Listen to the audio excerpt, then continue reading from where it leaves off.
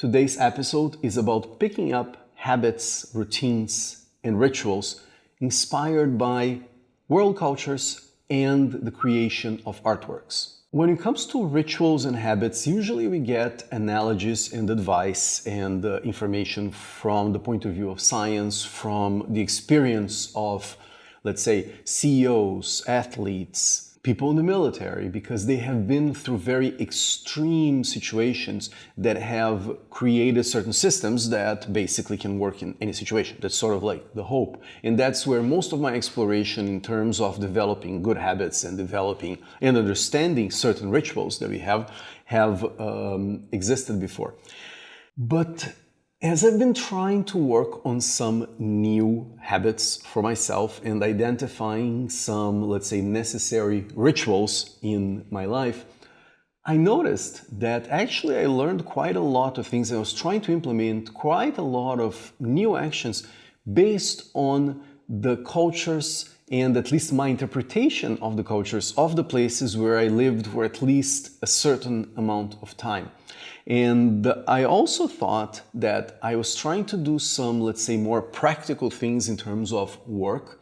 And it was actually one artwork, one art style that informed the other one. And then I thought, you know what, I'm going to do a whole episode about this and then hope that it will be interesting for you when you are trying to build new habits, because that's literally the process that I am in right now.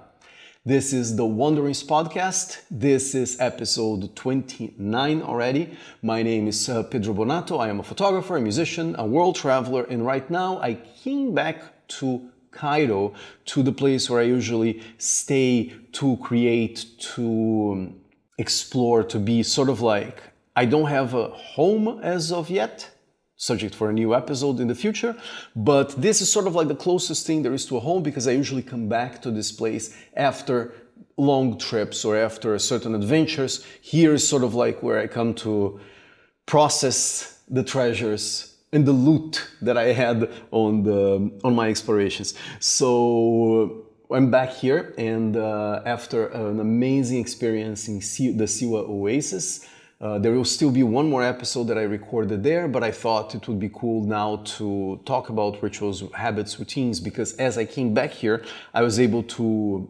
renew my efforts into trying to get certain things in order in terms of habits and routines. And I thought it would be very cool to share with you these, let's say, findings that I had, and maybe they would be like get a click for you. And so let's get started.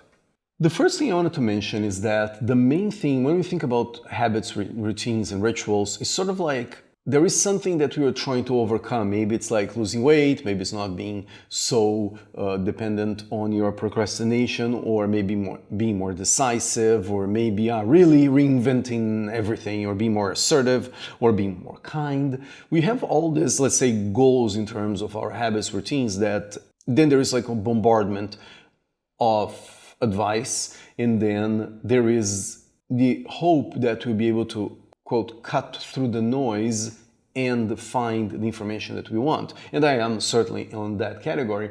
But I thought, what's my unique perspective on that subject? At least unique as far as I haven't seen people talking about it that way.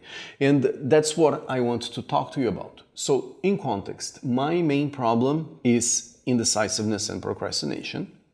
After all, I am an artist. And through periods of my life, I was able to go through a process that really took that to the sidelines and really be very productive, and not only very productive, but at least consistently productive, which is an important thing. And then at points, especially if I'm going to switch from one kind of activity to another, I sort of like fall off the wagon. Isn't that a common thing in today's world? So what I decided to do, and what ended up helping me a lot, was, I don't know if it's something that I read or I picked up somewhere, but it was this idea of like, what if I consider what I do as my own rituals and my own habits and my own routines? And then I actually had this analogy, actually here in Cairo, like last year. where they have, since it's a majority Islamic country, they do have the call to prayers, which they have 5 times a day. And that, if you haven't been to the Middle East, it's like all the mosques have speakers on the top of their like towers. And basically 5 times a day, all the mosques start like doing the call to prayer, which is like a specific sound, and it's basically blasted to the whole city. I first saw this actually in Turkey when I went there, but I was not really paying attention to that element. And here, staying for a longer period of time in Cairo, it's something that I noticed that, oh, if you get reminded of very important things, not like, let's say in Christian countries where it's like once a week maybe, as the expectation, you have the bells of the church, that kind of stuff. This is the equivalent here. You actually get in contact with that, with what at least you think is important. And I thought that was a very cool idea for building habits. It's one of those things that I'm not going to talk about religion, and it's a very agnostic conversation that I want to have. But this is something that I learned from the practices that happen to be embedded in a religious context. And I thought that was kind of cool. What if I reminded myself at least once a day of very important things? Not even 5, at least once, right? And then one of the things that I thought was like, if you have the tendency to beat yourself up, let's say, oh, I didn't do this. Oh, I said I was going to the gym and I didn't. Oh, I said I was going to work on this artwork, on this project, and I didn't. In the end, self-flagellation becomes your call to prayer, becomes what you do every day for this many times. And it kind of like gets embedded in your life. It's as if you are brainwashing yourself with something that you don't want. So what if you could brainwash yourself with something that you do want? That's sort of like my way into this situation. And the other thing that I considered was like, I was thinking of all these rituals that we have, and being able to live in different countries, I was able to see rituals that were completely foreign to me, but they were, because I lived there, it was not just a touristic thing, I was able to interact with the people that take those rituals very, very seriously. And that changes your perspective even on your own rituals. And not only to say, oh, should I continue doing this, but it's a reinterpretation of them. And that's one of the things that I'm passionate about in the idea of mixing cultures and learning from each other, which I think as I develop these episodes and trying to see what this podcast is actually about, is sort of like where my sales are sort of like going towards that direction. What can we learn from each other? And what can we teach from each other, which is the basis of having a house filled with love and a house filled with friends from different backgrounds, different experiences. And the way that I thought was like, when we think of, oh, tomorrow I'll do it, which is the basis of procrastination, I remember that movie, which would be my movie recommendation of the day, Groundhog Day, with Bill Murray, where he gets stuck on the same day and he has to find a way out. And then in his case, it was like, well, you go watch the movie and then you'll figure it out. But it's like by transformation, he's able to go into a new day. The problem with procrastination is that you are basically stuck on the same day. Even if you try slightly different things, it's like as if tomorrow never comes. And when I thought about that, I thought, okay, so it has to be based on the one action that will take you into tomorrow. And that is a storytelling idea. It comes from, as you remember, episode 24 that I talked about the hero's journey and the call to adventure and all that. It is embedded in a mythological context. It is embedded in a storytelling context. And that's my wheelhouse. And then I thought, I had to ask myself, what did I learn from my experience of creating art in music, theater, even installation art, photography, videography, classes, all sorts of artistic endeavors, even design. What did I learn on these at least 4 years that I've been traveling? And technically, I've been moving since I was 8 years old. What did I learn? And most importantly, what habits and rituals actually exist in my life that I picked up from these places? And that's what I'm going to share with you right now. And I think us actively thinking of our habits, not only the habits we want to have, but chronicling the habits we actually have. Let's say you want to exercise but then you don't in the morning. So what you can do is what I did was I wrote a story. I wake up, I do this, I do this, I do this, I have coffee, I eat this, I do that. Then I think about going to exercise, and then I don't, and then I do this other thing. Because that's actually my habit, that's actually my routine. And then how to change that, there's thousands of ways. One of the things that I did that I thought was cool, that was kind of interesting, was to try to stack habits over time. And the first one that I did was an idea from Andrew Huberman from Huberman Lab, a podcast that I recommend usually. He talks about waking up and then going to see sunlight, to go and actually not look directly at the sun, but look, he has a little protocol about looking, being bathed in light, and how that can actually help lots of things in your health, psyche, and so forth. And I actually did that consistently here, because in this place, which is really cool, it's Yasmina's B&B, which is the place where I usually do my art residencies and stay here. I go outside, I look at the pyramids right in the morning. So right there you have these two things that it's, I get in contact with something that I really love, which is ancient history and these amazing constructions. And at the same time, I have my Turkish coffee. We'll talk about all these things. And I look at the sky, I let the sun like bathe in, and then stretching and the other things that happen throughout the day. But it started with this one habit for me. It was looking at the sun. That's simple. In the morning, I was going to bed late. I was waking up super late. And so slowly I used this strategy, this technique from Andrew Huberman, one that I focused. Okay, I'm going to do this no matter what. And then as I was doing this over time, I started adding things of, no, I'll do this no matter what, over time. And that was, let's say, on the strategy from other people's point of view. That's the one that I'm going to mention to you right now. And I think that's very important, very cool. Go check out Andrew Huberman talk about habits, routines, and all that. I also will recommend taking a look at Tim Ferriss and his books and his podcast, because he really talks about routines and habits and all that stuff, and from the perspective of many people that are very successful from around the world. And that is sort of like the perspective that usually people say, what's the secret to a good life? Well, let's see what the rich, wealthy, and successful do, and let's try to emulate that. That's one way to do it. And the other way, then that's certainly valid, but at least to me, it was like, observe what I actually do and see what I actually want to be doing, and see what it's informed from the point of view of the context that I had with cultures and what we learn by making art. It's sort of like the military analogy. What the military taught us, this is what art taught me. So let's start with art and what making art has taught me about rituals, routines, and how we can implement some of the strategies that we use for certain artistic fields and how we can apply to our lives. Or at least that's what I did a few times, and I thought it was very cool. So the first thing is, as I mentioned, I'm a photographer, I am a musician, and I work a lot with dancers. Like my wife is a dancer, so I am in the dance context all the time. And in the context of Arabic music, which is the main kind of music that I play, Arabic drums, there is a lot of work around belly dancers. And so I am embedded for the last 20 years in the belly dance field, not as a dancer, but as a musician that plays for dancers live on stage. And seeing dancers work, one of the things that I noticed is something that they call marking.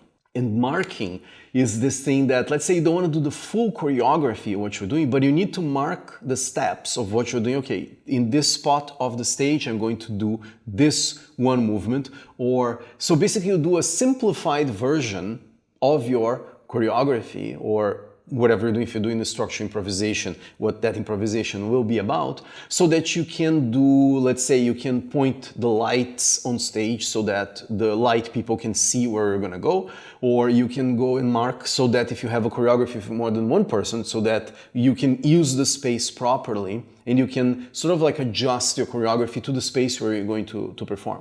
And also it is to, okay, I'm gonna mark because I want to remember the choreography and the parts of the songs, and then let's say that you get stuck at a certain point, you're doing the choreography, you get stuck at a certain point, and then you just mark, okay, now it's gonna be this, this, this, and this, something in this area, and then you go back to doing the choreography. So that's one element that is very common in the dance world, and to me at least, what I learned from it was that when you're coming up with new habits and routines, usually you're like, okay, I'm procrastinating, not doing this, I'm not doing that. So then you try to fill in your day with everything that you want to be doing, but you actually haven't done it, so you don't know how difficult or how easy it will be to do those things. So what I started to do was like, okay, let me mark. Let me get one day that I go and I say, okay, start. Now I'm going to do this, now I'm going to do that, now I'm going to do that. So it's like that hour, even if I have to go and do other things, but I mark throughout the day what I want to do to see if there will be enough time. So that's marking in dance. From music, one of the things that we do a lot as musicians is that, let's say you get a music sheet or you hear a song and you're trying to figure out what the music is, and then you're going to practice it, especially if it's like a long piece or it's like a classical piece. You're going to go and try to practice that, but there is also other things you need to do in order to perform that piece properly. One is either work on your scales or work on your, let's say, finger dexterity or any kind of skill that you need to actually perform that. And then you will do those things in stages. But one of the things that is necessary to have is the full script. It is the full song sheet. It is the full map of what you're trying to do. And I think that's kind of like something that exists, of course, in every field. If you have a house and you want to have the blueprint and the materials and then the sequencing of that, of course. In photography, one of the things, at least the photography that I like to do, which is not just capturing something, but actually building the scene. What I like to do is like coming up with the idea, then seeing how it can be done technically, getting the resources and actually going and doing the thing and then reflecting on that. And it's not like you're going to go and immediately go and do the photography part, but the whole process is part of making the photo, right? It's not just the going and clicking, it's the whole thing before and the whole thing after.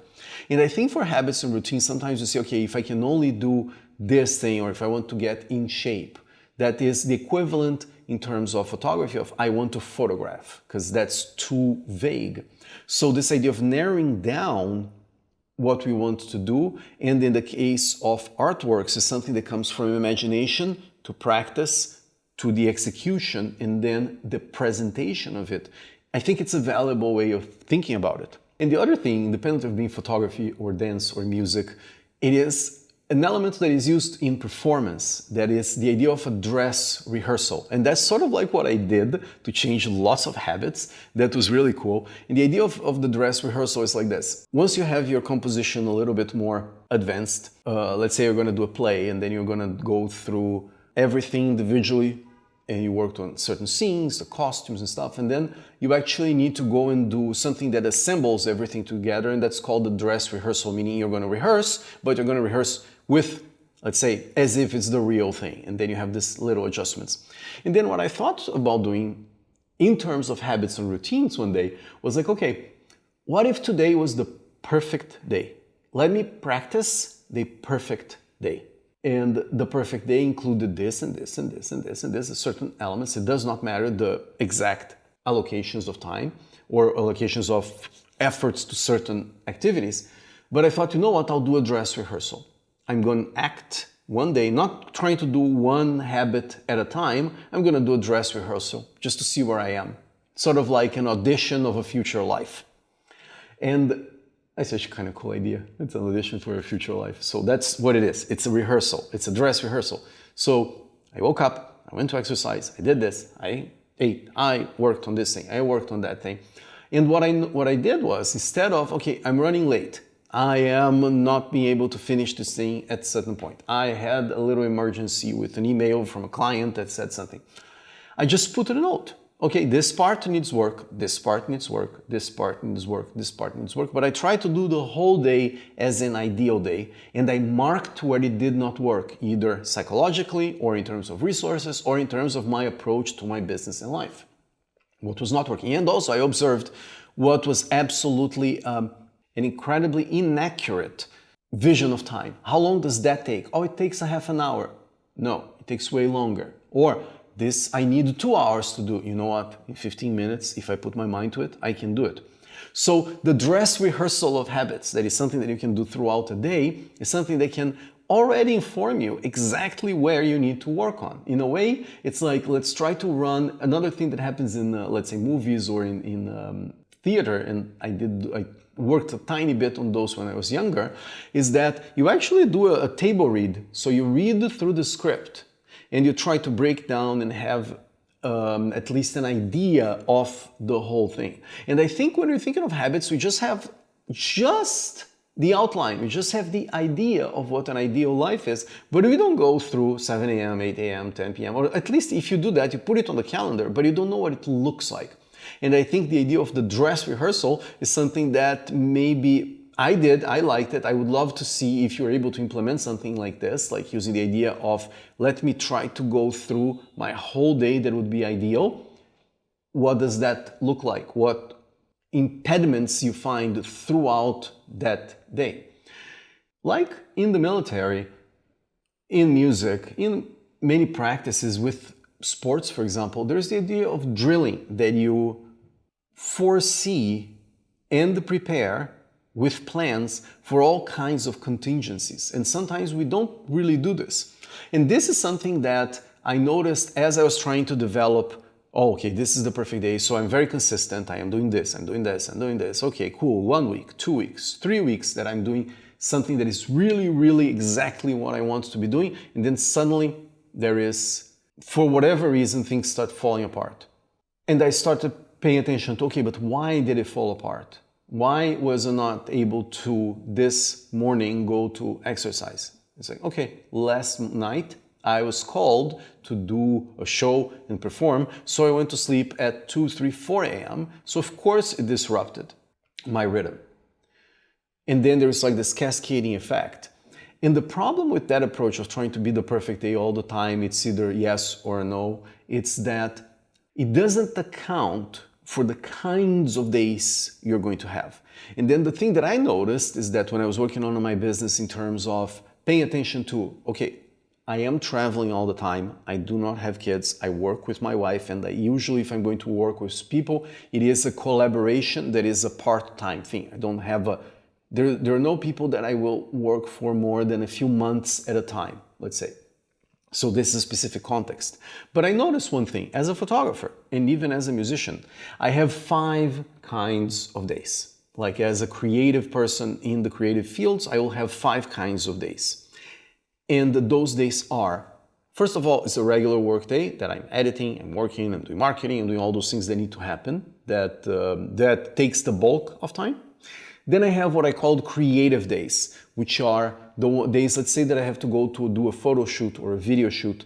They will be different because I cannot say I will always wake up and go to work and write, let's say if you're a writer, at 10 a.m. Because sometimes I need the light of 7 a.m. or sometimes the location is only available at a certain time. So that time on creative days, it will shift. And also sometimes it will be, you think it's going to be 4 hours. I became way better at estimating time for shoots, but even with that, it may be that it is the 4 hours that I thought it was going to be. It may be that it's 8. It may be that I get it done in 2. And then what do I do with the rest of the time? And if it's a 7 a.m. shoot, how do I account for my need for exercise that day? So the problem that usually creative people have in terms of creating a schedule, unless you are in painting or in like some other fields, is that certain things by nature will be shifted through time. And in my case, again, it's the regular work days that I have a good amount of control. Then there is my creative days, which will be shifted. So that's the second one. The third one is emergency days. So what I decided to do, especially if, let's say, a shoot is not going well, or suddenly there is the opportunity to do a shoot that I did not expect, what do I do? Or there is you get a call and there is a problem with a family member, or you get hurt or whatever. So even if it's personal or professional, it doesn't really matter to me personally, because I sort of like have synergistic view of those things. It's an emergency day. How do I proceed? And it's on an emergency day, what are the protocols to get back on track? Again, that idea of contingency plans for many situations. And again, I try to keep it as the most broad, most general, because I'm sure I could break down days of shoots that are my own shoots, days of shoots that are for a client, days of shoots that is for my business. Like it can get complicated, but I don't need to. Again, 3 particular days. The 4th day is what I call, it applies to me, that is an exploration day. An exploration day, since I am traveling and I don't want to have the FOMO, like the fear of missing out, I basically go on explorations sometimes weekly, sometimes every 10 days. If I'm going to a new place and I'm actually in explore mode, I will have many of these exploration days in a row. The thing about exploration days when you are traveling around is that you get tired. That's why if you're not in this particular lifestyle, you can relate to this, because when you go on a trip, you go on explore, then you try to relax. And then you explore, and then you need a vacation from your vacation. Or even worse, you go through the process of doing all that exploration, and then on Sunday you travel back to your city, and then you just put your clothes in the laundry, and then on Monday you're already working, so you did not have time to actually process the things that you went on a trip. So, and even if it's not a trip-related thing, the exploration day could be just sitting around and reading a book, or going on Julius Cameron idea of an artist date, that you actually go to that museum, go that show, all those things that I called exploration days. And then the 5th kind of day that I consider is rest days, which to me are very, very difficult as a solopreneur, like in a partnership with my wife, and with the idea that you're always trying to work, especially if you are an artist, because everything is research. Everything you can consider as research, or you can just shut off that part of your brain, and that is very difficult. I have no idea how to do it, but technically I would have a rest day. That's something that I am actually, in terms of habits, moving towards.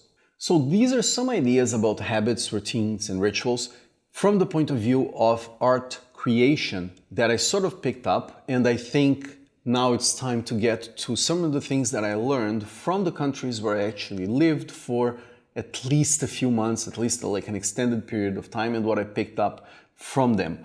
But before we talk about that, I just wanted to, first of all, thank you for being with me on this podcast, on this new venture that I'm trying to do consistently. And at least for now, it has been almost 2 months of actually weekly episodes coming out. So I thank you for being with me.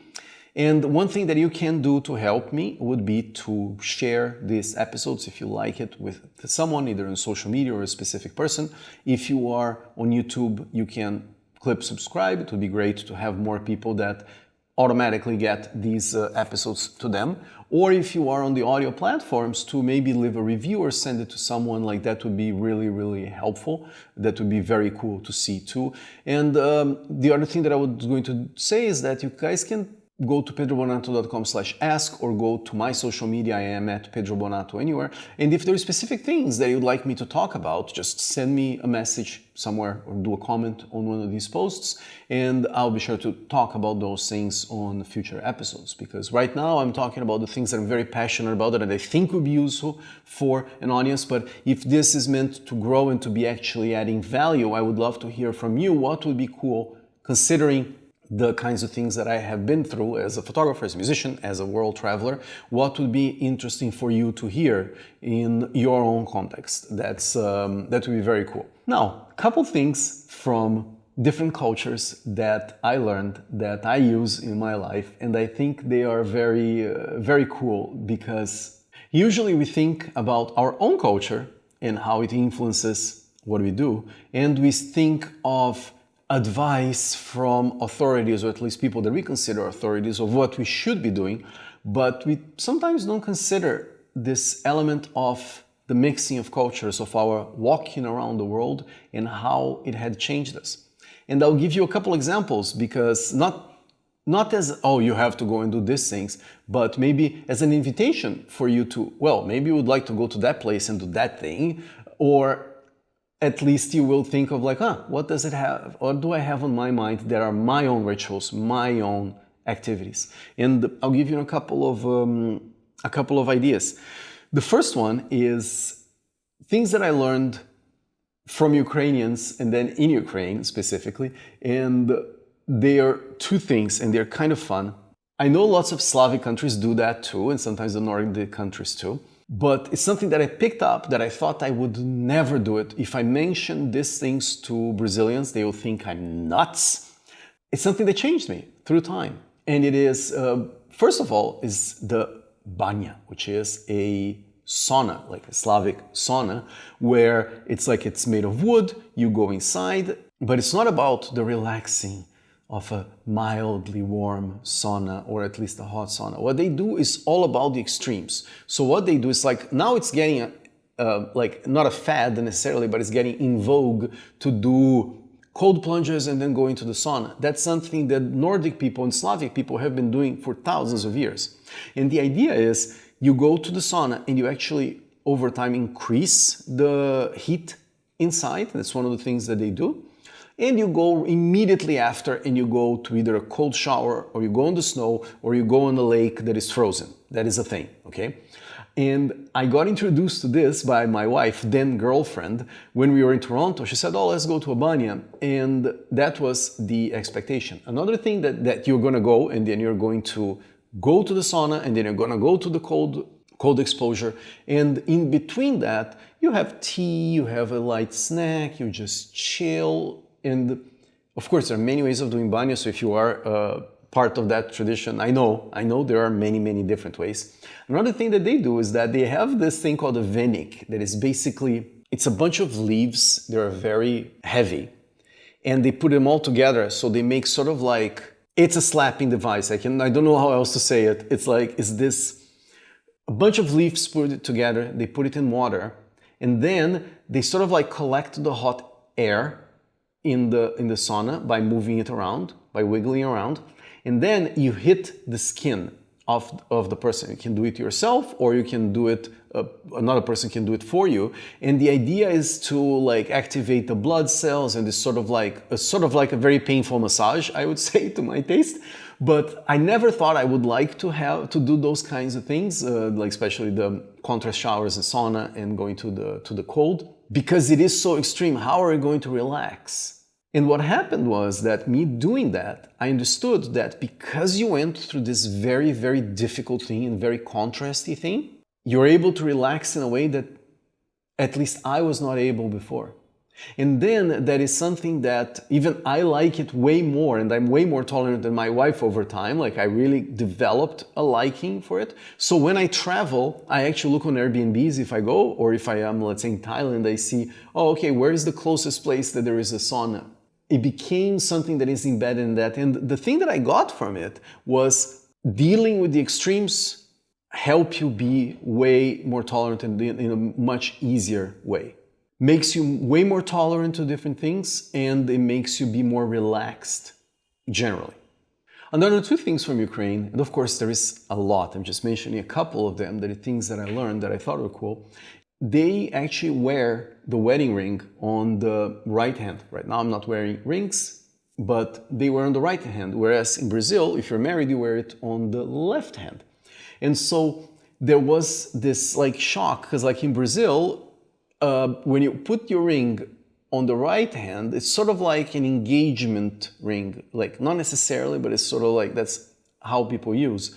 But it's one of those things that since I lived in Ukraine for a little while, for a couple of years, I was like, you know what, I will wear my ring on the right hand, and then my wife wears on her left hand. It's kind of like this funny like thing. And I mention that because even the things that we consider traditions related to truth, let's say if you are Christian and you marry and you have a ring and it's supposed to go on the left hand, there are people that are equally Christians. They may be Orthodox and not Catholic, or Orthodox and not evangelicals.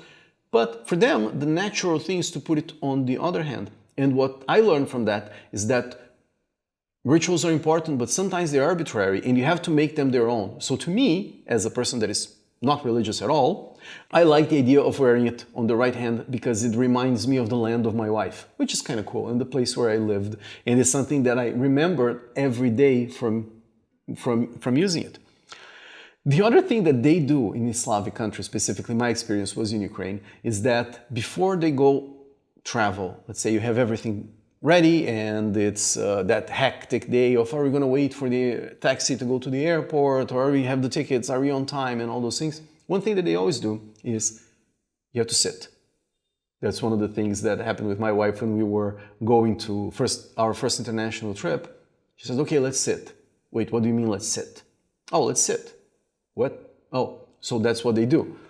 Before your trip, no matter what, you stop and you sit. It's almost like a prayer, like a meditation, like a call to prayer in a way. And you sit in silence and you think of the trip. And there are many variations of this. Some people actually pray. Some people say what they want to accomplish with this trip. Some people just think about that.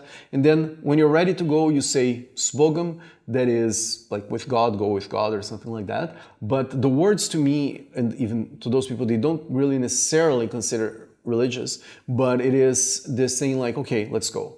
Okay, it's time to go. And then you go. So it has, at least to me, this thing of let's acknowledge we're about to do something new, something important. And since this is a very old tradition, we have to remember that right now, when we travel, we expect to come back, and we expect to come back alive. When people not that long ago, they did not know if they were going to come back. There was a actually very decent probability that they would be stuck somewhere for years, or that they would not even be able to finish the trip. It is a thing.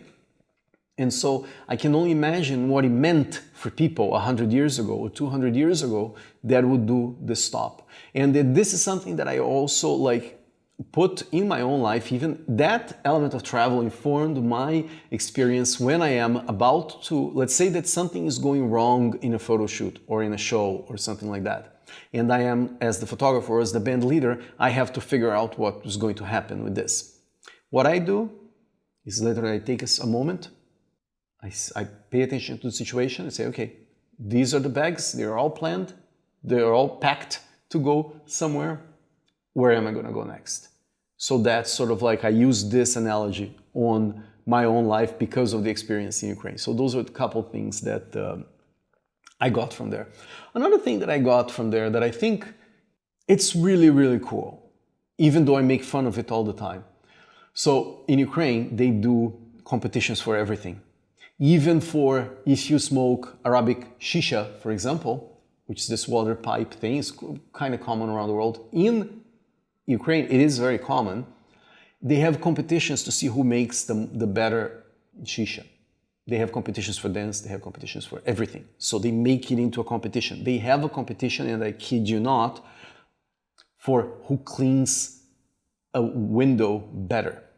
So that you can think like silly, funny, but at the same time, it is a place that was under Soviet control, and it's like you have to strive for excellence, because excellence is what will literally save your life. And I think the echoes of that exist even today. And even that observation, independent of being good or not, or good or bad, they have a work ethic that is really, really, really strong, sometimes to their detriment, as we'll see with other countries. And now I wanted to mention something about Canada, something I learned in Canada, and this will be way shorter descriptions, and I hope this is interesting for you. In Canada, what I learned, because I lived there for about 10 years, I went there to study, and then I worked there, and then I lived there for a long time. That's where I met Jana, and then I went on travel adventures. I haven't been there in 5 years, but I did live in Canada for 10 years. And what I learned, if I was going to say, okay, what did I learn from them? And again, this is not a generalization about the country. I'm saying that everybody there will have a certain stereotype. What I'm saying is what I picked up from the culture, and I thought was interesting. It is okay to be kind under adversity. And that's something that in Canada they do. They say, oh, the Canadians are nice. And how I interpret this is like, if there is something that is difficult, if there is a problem, they don't go towards confrontation. They try to be kind. They have kindness as a priority. It is a thing to be not only polite, but to be kind. And the cool thing that they did is that because it is a country that it gets like blizzards and it gets under snow all the time, they have an obsession with safety. It is a thing like every country is sort of like, that's how I see it. Every country is sort of like obsessed with something. In the case of Canada is safety. It's ironically enough the only time when you like go against something that they consider to be okay, but of course you're going to have renter's insurance. That's when they get a little bit mad. But the cool thing coming from that perspective, you're going to see on a positive note, is that be prepared as a system. So you go to the new house, I need to have this, this, and that. If I don't have those things, there is an ideal to achieve. And so this idea of being kind and be prepared, it's very, very cool. And it's something that I learned by working in Canada. In contrast, talking about this idea of countries that have like certain obsessions, I lived a little bit in the US as well, like on and off, but like a couple months at least, combined. And of course, the US is so prevalent in all the world's cultures, the language I'm talking right now, for example, like in our movies and our music and the business. So of course we get influenced by that culture, and you could do a whole episode just about the influence of the US in world places, and I will do that at some point. But in the case of the US, the thing that, like, as Canada is obsessed with insurance, with safety, the US seems to me to be obsessed with the litigation, with the fight, with let's test the rules. Let's create new rules, let's change the rules, let's see which rules are fair and nice. It's always about, but why should I be doing this? That's why you have like this confrontational element that combines these ideas of let's agree with how the world should be, and let's fight for the individual freedoms, those kinds of things. And I think in a way, of course, there's all the problems that exists with America, but it's where I learned about entrepreneurship. It's from Americans and people that came to America with that dream of being entrepreneurs, of being artists, of making on their own, of not having government handouts, of, oh, I'm not going to depend on the government giving grants to do movies. No, I'm going to make movies and I will try to make it as best as I can. That kind of idea. So that's what I got from my experiences in the US. Then another thing that I wanted to mention, just 3 more countries with things that I learned from and I incorporate in my life. One is, I love coffee. As a Brazilian, we produce a lot of coffee, but I always liked the, let's say, quote unquote, exotic coffee, like the Arabic coffee that I discovered was sort of like created in Turkey. So in my trips to Turkey, one of the things that I noticed was like how every single detail, if you're going to have like a breakfast in Turkey, let's say in Istanbul, in a nice restaurant, they put a very beautiful cup. They really take care of doing the coffee in a certain way. They have like a certain ritual around not only the experience and the food and everything being very nice, it's very beautiful, the presentation of it. At least it's very on purpose done. And that to me enhanced the experience. And then in a way, like I actually travel with my Turkish coffee maker and my mug, and it's something that gets me in contact with beauty every day. And that's something that I think happens in Turkey, and that's what I got from it. And also it reminds me of, in travel, we get the best of every place. And sometimes that's one thing that I learned in Turkey and also in Egypt, which will be the next country to do that. They have the same thing, is that we're always searching for the exotic. We're always searching for the other thing, the way that the other person does it. And in Brazil, for example, we always talk about this coffee is Arabic. Arabica coffee, that's the best one. Even though it's made in Brazil, I know we make very good coffee, but it has this, oh, this comes from these lands. And when you go to Turkey, but especially when you go to Egypt, they advertise everywhere, this is Brazilian coffee, right? So if you go there, it's like this, let's say, oriental looking bazaar, but written in English on big letters there. It's like Brazilian coffee. And so these two like lands that really like coffee and actually drink it in very different ways, they have this admiration and love for, or at least romanticism, what's the word would be? This romanticizing of the other. And in a way, and you make it your own. In this case, you literally ingest and you're trying to do it as they do it, which makes it your own. And I think that's a beautiful thing. Another thing I learned from my experience in Egypt, and this is more on a higher level, that is, you be okay with improvising when you have a goal and be okay in doing it in a chill way. There are very few places that I've seen where people are, even in case of adversity, very, very chill. They don't let things change their blood pressure, whereas in other places, they will be panicking about certain things.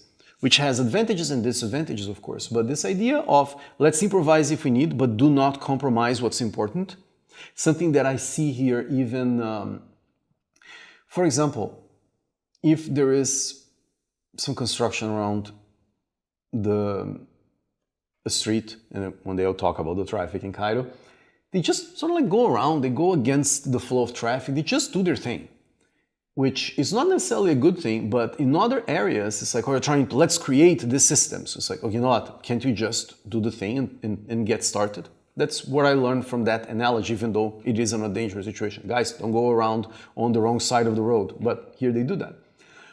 And however, let's say that the people live in very, let's say, modest place that is really dirty and really bad. They clean their windows, they put food for the cats outside. There are things that no matter what, no matter how miserable your situation is, you will do certain offerings. And that's something that I saw here basically every day. And I thought that was very cool.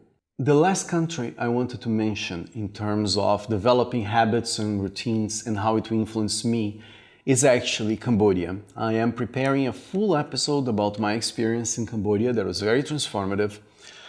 But suffice it to say for now, in Cambodia, I saw two things. Because they're Buddhists, they have this motto that is give even if you only have a little, something that I mentioned in a previous episode. And I saw that the kindness of people and people coming to help me and coming to, let's say, the musicians, the dancers, the models, like the costume designers, everybody that I interacted with in Cambodia, they're all trying to make that artwork. It was not transactional. At first I was like, what do they want? And then slowly understood, no, they're really trying to showcase their culture to the world. They have a mandate. They have an image that they want to do. They want to make the life of Cambodians better. So they will collaborate with people to make those dreams come true. And that was such a beautiful thing. And the other thing that they had that I really liked, and I will later, a little bit in the episode, I will go in more detail about it, but I wanted to just do a little summary for you of that element from Cambodia. That is your connection to the past. What they do, and I'll go into detail later, but what they do is like they thank their teachers and their teachers' teachers. And when they're about either to practice or to go perform or to go do a certain activity, they put themselves in the context of centuries and thousands of years of people doing that kind of activity. So they're connected to their craft. And that's such a beautiful thing. And they actually have that in their culture as a thing in a way that, as you will see, and I will show it on this episode, something that I started introducing on my own practice in music, in photography, and it was invaluable. And it's something that I've never seen anyone talk specifically, which is to embed yourself in your, let's say, soul ancestors. Like if you are a creator, how are you a part of the history of people that are, let's say, from the scribes of Egypt to the people that do cave paint walls and the storytellers before we had writing. How are we embedded in it when we consider 300,000 years of human history as modern humans have existed? And that's something that I learned in Cambodia, and I thought that was really cool. So now I wanted to mention, like to end this episode, I want to show you a couple things, let's say on the more practical level, that I learned that was like, okay, I have a place that I go that is basically offline. And so I'm going to show you my place of the week, which is a room here in Yasmina's B&B, the place where I'm staying. So I'm going to show you that place, and that's where I actually talk about my idea of having the postcards that people can buy from my website, which are some of my photographs. I had that idea right there, and I talk a little bit more in depth and in a more personal way about the origins of that particular story and how personal it is. And then right after that, I'm going to take you to my practice corner where I like to implement things from certain countries. And then I give you, as I gave you a summary for now, I give you an example of how I use it. And then we're going to come back here. So as the sun begins to set here in Cairo, I wanted to take you to my place of the week, my wandering place of the week, which is this particular room. I call it the Oriental room. in Yasmin of Cairo B&B, the place where I'm doing my residency. And I wanted to bring you here, not necessarily to show the place itself, but to talk about the idea of the power in terms of rituals of having specific places for specific things in the context of creativity and having ideas. This room is where for the past, I guess, 2 months, and before that for a few months in 2023, I came to record some music, to work on my notebooks, and to stop and think. It is a place that I usually do not bring technology. I just come here to, sometimes I'll bring a camera if I want to record something, but it's a place to think deeply about something or to let the mind wander. And this is the little notebook that I go around as my fields notebook. I have versions of this that they get filled up and then I just get the next one. And here's where I got the idea for this next element that I will include in this podcast from now on. But I wanted to get this to you as an idea first and as a, let's say, product later. And here's the context. I was thinking when I was coming up with the idea for the podcast, for this reinvention of the podcast, I was literally taking notes and I was like, oh, this is sort of like my notes from the road to the people that want to follow my adventures. Also, you should note that the sound is a little bit different than the place that we were before because, after all, this is Cairo. This is basically rush hour, so there will be some city sounds behind me, so I apologize for that in advance, although that sort of gives the context in which this happens. This is another interesting thing to me. This is sort of white noise already. Just got used to the sounds of Cairo, but this is a little side note. What I wanted to mention was that in terms of rituals and in terms of routines, I noticed one ritual that I did not know I had. That is, I actually travel around with little reminders from different times in my life. They're all in postcard form, but this was not intentional. And I want to share with you a couple of these in order to tell you the idea that I had that is related to this podcast, and I think it will be very cool. And it's not like I'm nervous, but it's sort of like I'm not really sure what will come out of it. So let me show it to you. This will be on a more, let's say, personal note, but it might be useful to you in the following sense. Not that you would have traveling around the world with a bunch of little postcards, but maybe there is something that you are not seeing that is a ritual for you, whatever is sacred, whatever is a must-have, a must-do, no matter what. And that's where it comes. So let me start with the first one, which is I travel with a photo of I'll call my first home. I traveled a lot. I changed houses a lot when I was growing up. But this is the house that I stayed the longest. And even today, even though I don't have a home, when I mention, oh, I'm coming home, this is what I mean. Going to my parents' house in Curitiba, Brazil. This is not their house anymore. And I have many, many memories related to this particular photo, but I carry around with me. It's a photo I took. It's literally from when I started taking photographs. So I guess this is one of the first photos I took back then in 1994 or something. So I never really thought about it that way. It's just if I go on the road, I left so much stuff in my deposit in Ukraine. So this was one of the essentials. It was kind of interesting. Then this is kind of cool because it's the first painting. It's a postcard that I found on a bookstore, and it's a painting by one of my favorite painters. I'll put on the show notes so that you can see all these images that I'm going to share with you. And I remember seeing this in a bookstore. I was about 15. I was like, oh, this is so beautiful, so cool. And then I discovered that this is actually just one part of a larger painting, and I found that this is before the internet, so I had to actually go to like art books and stumble upon it. So this was kind of cool. Now, the other one that I wanted to mention is that when I was living in Toronto, I used to go to Comic Cons because I was really into like comic books and movies and, let's say, genre culture. And this is one artwork that I bought in 2009. It's little Spider-Man and Mary Jane. I wish I could tell who the author is, who the artist is. I do not know. He did not put on the back his name. But I carry this around with me since Canada. So basically this thing came around all over the world. And it's funny that I am actually a photographer married to a red-headed model / dancer. Take what you will out of it. Again, the other thing that is cool, like when my transformation in the art world started was when I did this first photo for the Orientalist series.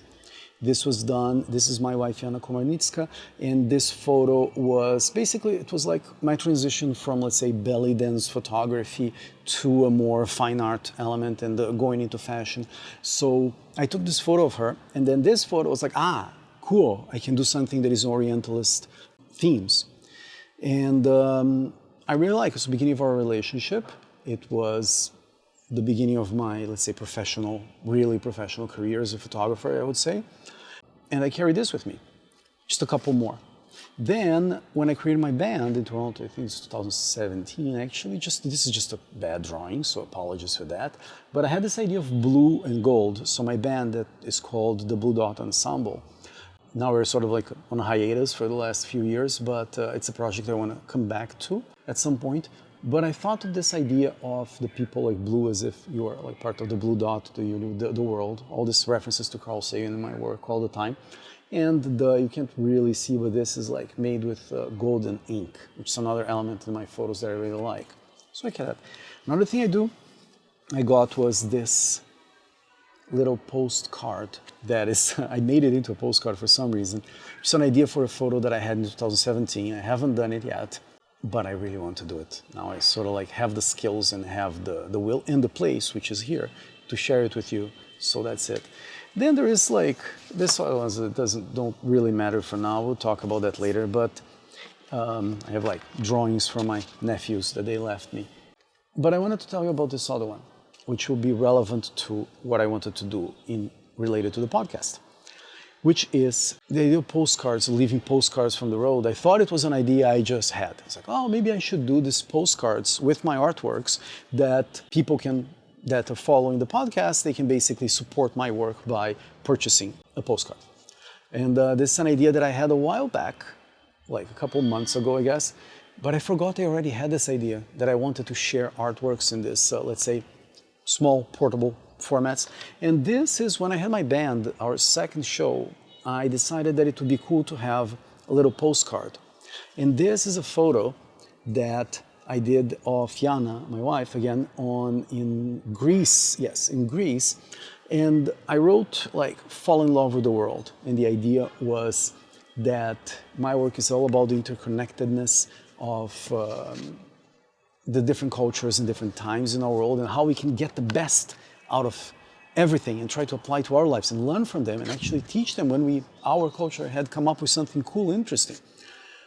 During that show, I just decided to give this as a gift to people like coming out of the show. And I found it again. And then it's like, oh, this is not that old. It's from 2017, but being on my walls, like attached so that it's like little reminders of our important moments.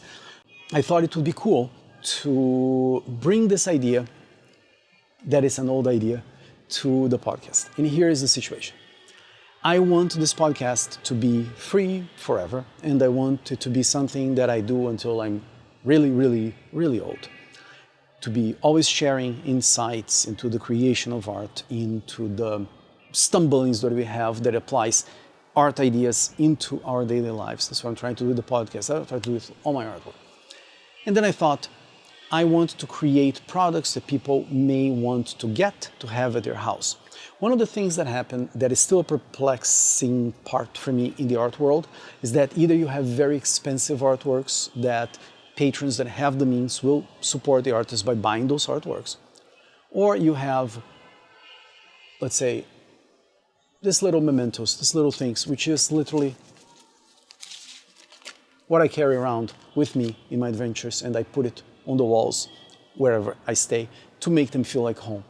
So my idea was to create these postcards, be sort of like this postcards from the roads, but they're not postcards from a place, they're postcards from the soul. The idea is, and I still see how I'm going to make this happen. There are, if you will pay attention to these episodes, there will be an element of hidden treasure. I'll just leave it at that for now.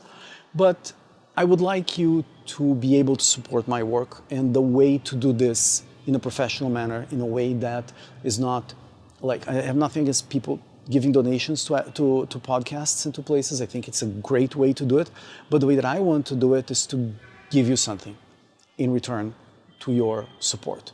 And what I can do right now is, besides my going around looking for supporters, looking for companies to sponsor my show, and that will be always companies that I actually use, that I actually believe in, and that ideally I've been using for a few years. As you will see, I have this toolkit that I will introduce throughout these episodes, which is the things that I use, I hope you use, and I hope they eventually sponsor me because I believe in their company. But now it's time for me to believe in myself and to believe that maybe there is this connection and that you can find something that touches you in my work and have it as a reminder of whatever it reminds you in your house. So the idea is to have these postcards available in my website, so you can go to pedrobonatto.com/store. They'll be there. And slowly but surely adding this merch elements, let's say, but these are more on a personal level. And what I learned during my stay here in Cairo is that artworks are portals. They are like this ways of us to getting into different kinds of worlds. And to me, when I get these items in my luggage, it's a reminder of my commitments. It's a reminder of my love. It's a reminder of my quest. So this is the place of the week. This is a new addition to the Wanderings podcast, our first product that will be available. I hope you found this interesting. I hope that this has inspired you, and check it out on my website. Let's go to the next spot. In terms of habits and routines, I wanted to take you to my music corner for these past 2 months. Is this little spot. I wanted to talk to you about 3 ideas that I got, one from Egypt, one from the US, and one from Cambodia, that really helped me set up a nice practice for my playing the drums. If you're listening to the podcast, there will be the show notes with an image representing this that I'm talking about. But so that you have an idea of the setup, I have my drums, I have my oud, and a couple support materials that are handy for me in case I need them. Let me tell you a little bit about why I created the space this way. First, that idea of having different spots for different things. In this case, I happen to be in a pretty place, so any place I go, it will be nice. But the idea is to make it nicer. For example, the lamp behind me, it's actually from another place around the house that when I come to practice at night, I just bring it here, and it has this sort of like almost ritualistic element to it. That is, okay, I'm setting up my light, I'm putting up my drum, now I am in playing mode. The first one is this idea from Cal Newport, that is the idea of deliberate practice as opposed to flow. There is a whole episode where he discusses that. The idea of flow comes from, at least was popularized by Csikszentmihalyi, I think is his last name. He had this book called Flow, and there's this idea that you sort of like get into this flow state when you were doing a certain practice. And what Cal Newport talks about is this idea of deliberate practice, which is if you want to get good at something, you need to practice it basically sort of like at the edge of your ability and practice consistently those things that are difficult for you, not way beyond your abilities, but specifically the things that you want to work on. And so this is like, let's say, on the theory part. But the cool part that I was able to see this in my experience here playing with the musicians in Cairo specifically, especially for this drum, that the tabla, darbuka, the dumbek, there is this drum that is about this design is about 5,000 years old. I'm going to do a whole episode about this drum and its meaning for me and in general. But the cool thing about this drum is that they've been playing this for a long time in the Middle East, and then it crossed borders and went to many other places, which is one of the reasons why I love it. But here, one of the things that happened with, especially with the musicians that play like for nightclubs, play for dancers, play for in cabarets, many of them don't have classical training. So they don't really read music, but they know the repertoire code. They know like basically every song of Kulthum and all the other composers and musicians here in Egypt. And they actually use this idea of deliberate practice, which I thought it was very cool, that it's sort of like an intuitive thing. I was trying to learn this like complicated thing. Since I do not speak the language, I cannot get cues from what the singer is saying. And it's a very improvised, very nuanced kind of music. And then what my teacher was telling me was, okay, break it down, do it simple, do one bar at a time. And then you practice again and again and again the difficult parts. And then slowly but surely, you start, all those things that were difficult, they start becoming easy. And that's something that I learned by playing the drums. I did not learn this with photography. Because with photography, I thought, oh, I should know this, I should know better, I should be already at this level. With drums, I had a more of like student mindset. And in the end, at some point, my skill in drumming got, in my opinion, better than my in photography. And I'm not even talking about the idea of the skill in the instrument itself or in the art form, but my ability to make a living doing it. It was a very interesting difference in approach. Now, the other thing that I wanted to mention in terms of learning from other cultures, these ideas of rituals and routines, is one that is literally related to rituals that I saw in Cambodia for the first time. And when I saw them doing it, I thought it was so beautiful, so amazing, that I was really touched, and I decided to implement that in my own life. So in Cambodia, they are Buddhists. I'm going to have another episode entirely about my experience in Cambodia, so don't miss that. They have this dance form that is like their traditional ballet called like the Apsara dances. Apsaras are these, let's say, celestial goddesses. They come from Hindu and Buddhist mythologies, and they're really deeply ingrained in the culture of Cambodia. Why am I telling you this? Because I was working with some of the dancers. I was doing some photos and some videos that were related to that mythology and its presence in Cambodia today, which I can't wait to share with you later. For the purpose of this class is that one of the things that happened was that I was photographing Yana wearing those traditional outfits. And the dancer that came to help us, she was also like a dance teacher. So actually you can find on YouTube, we put it for free, this like introduction to Cambodian dances that you can find. I'll put the link to that for you. But basically Nora, the teacher, she did this beautiful thing that before they were about to start the class that we were going to record, for themselves, they just put their hands together and they do a prayer. And then they go into the class. And what she was telling us, I asked her, what's the meaning of the prayer? What's the significance? What are you thinking about when you're doing this specific ritual? And she was saying that what they do is that they thank their teachers and their teachers' teachers, and thank for being able to be a part of this tradition. There is like a religious component to it, but it's more on the tradition of making sure that the Apsara culture will continue, because after the massacre that happened there in between 75 and 79 with the Khmer Rouge regime, almost all dancers died. And some of them fled, about 30 of them were survived, and then they had to reconstruct the whole dance form. That's a story for another day again. It's going a little bit all over the place, but the main concept was they stopped to basically align themselves. Okay, now I'm time to learn. Now I am part of this tradition. And I thought it was so lovely. The idea that they honor their teachers and their teachers' teachers. So there is this lineage, this idea of this deep time connection with their artistic roots. And it was very beautiful to see her do this while we were doing this shoot for the video. And one thing that Jana was telling me is that she actually noticed, oh, in all the classes, they actually do that prayer right before.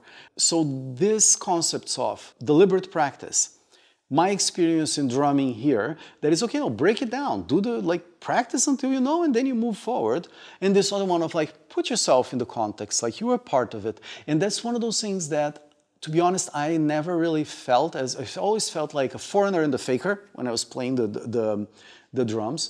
At some point, I was playing with some local people in Luxor, and they were very impressed that I was able to play.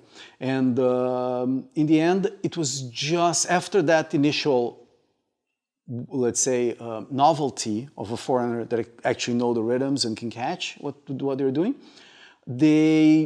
we just became friends and became drumming buddies, and we used the earliest form of communication in music, which is playing drums, playing rhythms, playing patterns into reality, which is how I see the drum. One thing you can't see right now, but behind me are the pyramids. So there is this interesting connection with really old times, and this is not old. This drum was made in Turkey. This drum was made by one of my teachers, Hakan, from Sonica Percussion, and it's this idea, and this other drum here is Egyptian, and it's made of metal. It's very modern. So it's this idea that this tradition continues, but it gets changed. It's this beautiful balance between innovation and tradition, which is something that I'm fascinated about. And I think it applies even for your deliberate practice of whatever you want to study. So I'm not saying that you need to be grandiose about stuff, because there can be some, let's say, fright element to it. I certainly had. But I think it would be very interesting for any kind of thing that we're trying to practice to set up a time, set up a place, however it is, even if it is, okay, I want something low-key and minimalistic, I don't need grandiose things, okay, that's what we go for. And I'm using the example of music because music was secondary to me for a while. It was photography and then music. And now I sort of see them coming together, and that's one of the things that, for me, making me re-understand my work. And that comes from the day-to-day routines and actually creating rituals that you really do because you want to. Finally, one little element, this is for more of a practical note, that is how to get ideas from different disciplines. One thing, being married to a dancer and having worked with dancers for many years before I was married to her, is that the use of mirrors. Right? A dancer is always looking at mirrors. They are always nowadays, they're really video recording themselves, video recording their practices to see what you're able to see only when you're not dancing, only when not performing. So I started incorporating that into my practice, but I really don't like to practice in the dance studio. I happen to have access to a dance studio here, but it's not real. It's sort of like a cat that is not happy in the place, so I can't really practice there. I think it's because of the resonance in the room is sort of too bombastic. So what I did, and that's something we can do anywhere, I learned this actually by playing the oud. The teacher actually suggested that you put a mirror or a closed screen in front of your instrument so you can see how your fingers were working. And if I move the camera right now and show you what I'm seeing, which is a reflection of me on the glass, because right now it's nighttime, so I can see that reflection. And that's something that I noticed one day when I was coming just to play at night, just for fun. Again, not deliberate practice. This was an actual, just fun session, which you need to have sometimes. But here I noticed that one of the techniques that I was working on was the Turkish splits. Is this sound, this way of playing. And the cool thing is that I could actually see how my hand was moving, and that actually helped me a lot. That's an idea that came from observing dancers. So in the end, what I wanted to mention in this case is just there are so many hidden possibilities in terms of micro routines in terms of re-understanding your work, either in a more grandiose way or in a more down-to-earth, okay, I'm just playing drums, come on. Like, it's whatever you need so that you can get into practice, like, oh, I can't wait to get into my little corner and do that, or whatever the thing is to get you to practice over time. And that's what I'm trying to incorporate into my life. With that said, I do not have that yet properly for the oud, which is the other instrument that I play or try to play. And that's why I know for a fact, that's why I'm not that far along in that particular instrument compared to the tabla. So we saw some ways that I'm exploring creating habits, creating routines, creating rituals around life and work. And this is just scratching the surface of these kinds of things. So if you'd like to see more episodes about this particular subject, like rituals and routines inspired by art and by travel, let me know in the comments, send me a message, see if there's something that you would like me to explore a little bit more. I would love to continue this exploration because it's a subject that I really, really like. And I would be curious to know what are routines or rituals that you learned or that you created for yourself or that you adapted from certain resources that are not based on advice, but they're based on observation. I would be very curious to know what happened with you. And on that note, this will be a slightly different episode because I'm not going to necessarily show much of my photography or other kinds of work. So if you like the episode, I would ask you to subscribe, like, comment, do all that good stuff in terms of let's try to create a community about this. And you can also always just send me a message, tell me how I'm doing, see if this is interesting for you. If you have other ideas that you'd like me to explore, please, I'm always up for new ideas. It's what I do. And with that, I'll just finish as I always finish, which is to invite you to follow your curiosity, go make beautiful things, and share them with the world, because the world will be a better place with your stuff in it.